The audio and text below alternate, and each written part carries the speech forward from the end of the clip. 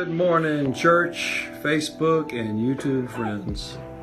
My name is Tom Bussinger, and I want to talk to you today about the subject of choosing courage or faith over worry.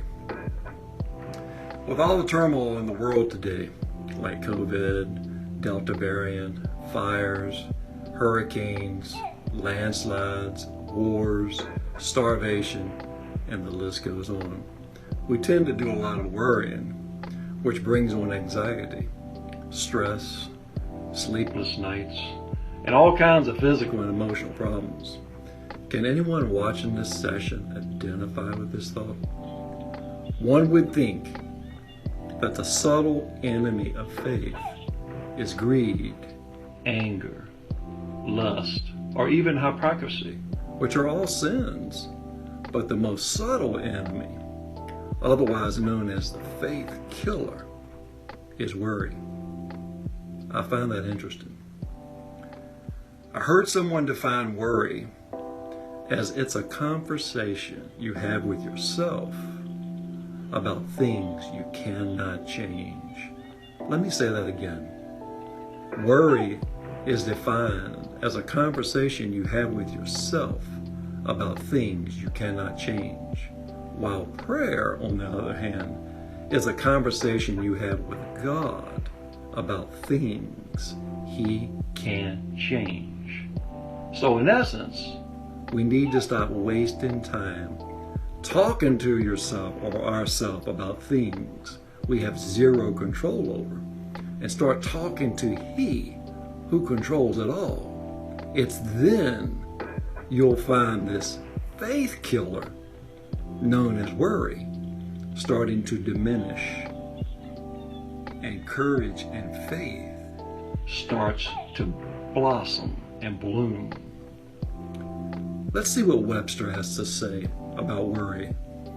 Webster defines worry as mental distress or agitation resulting from concern, usually for something impending or anticipated, which creates anxiety.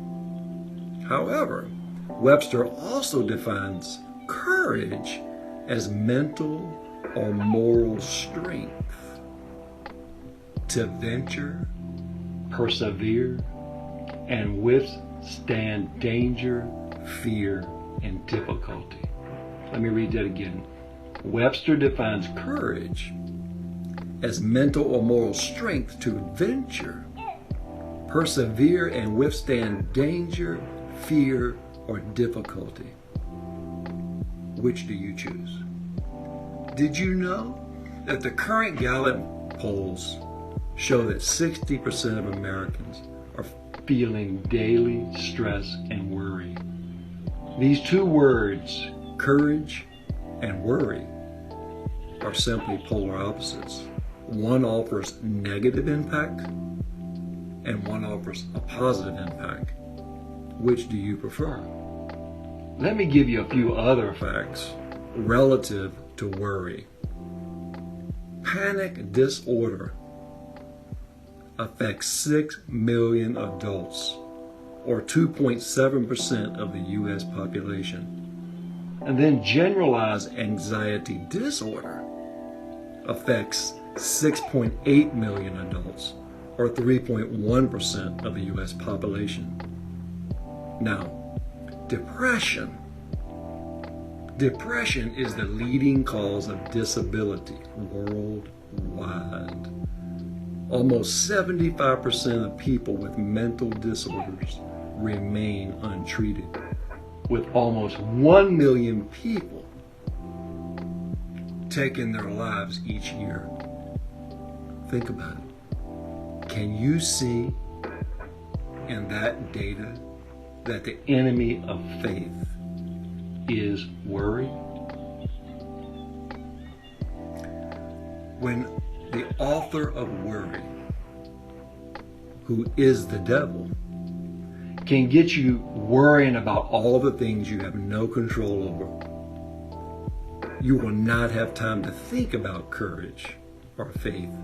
Hence, it will render you helpless and hopeless I used to tell my mom to stop worrying so much, as this was not good for her. And she always replied, "It's a mother's job to do just that, to worry." Now, I know all you mothers may agree at some level with that statement, or even my mom, but I can think of many more things that God designed the mother to do. Amen? It revolves around courage and faith. Courage to do whatever it takes to ensure her family's needs are met. Courage to stand by her family in difficult times. Courage to believe when all others lack the ability. Courage to lean on God when it's not even popular.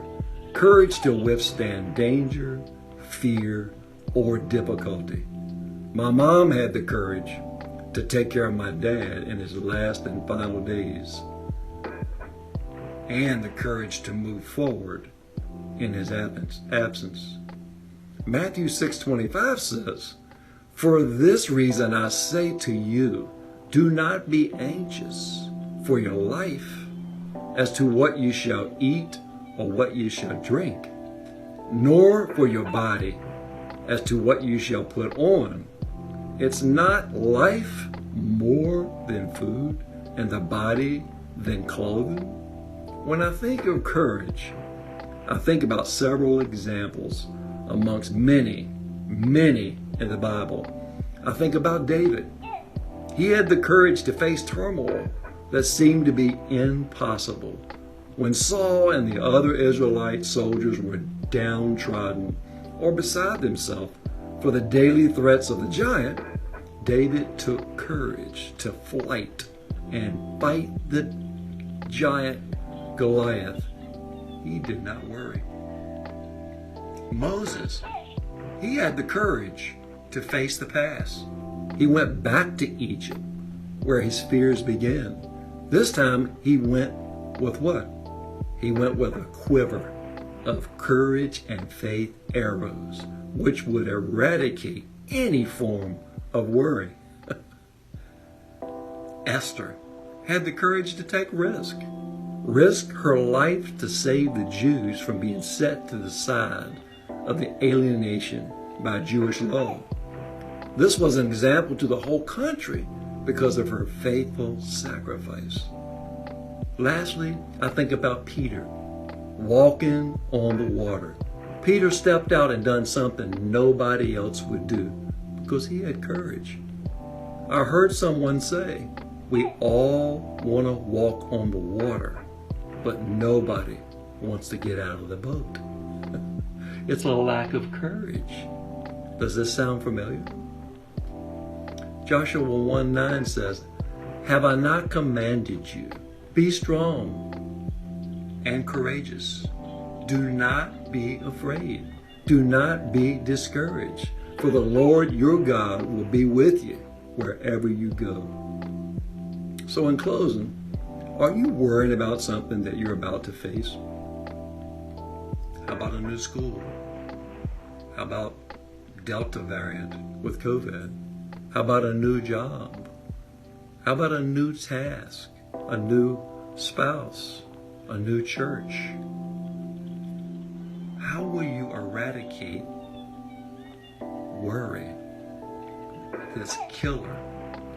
The closer I get to God in praying, reading, and displaying His character, my mind shuts down any opportunity of worry, which causes me to live a healthier, happier life.